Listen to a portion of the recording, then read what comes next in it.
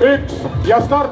Kerget jalga teile kõigile, ilusat jõulu- ja jooksuaega ja aitäh veel kord kõigile osavõtjatele. Käesoleva raba heategevusliku maratoni kõrge kohaga lõpetanud mees on praegu vahetust üle andmas oma võistkonna kaaslasele.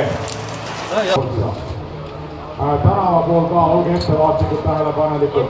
Liiklus on siin käimas ka, kes on seal koosolekut pidamas, ei ole võib-olla tarvis koht. Sest kuni autojuht number 37 vahetab.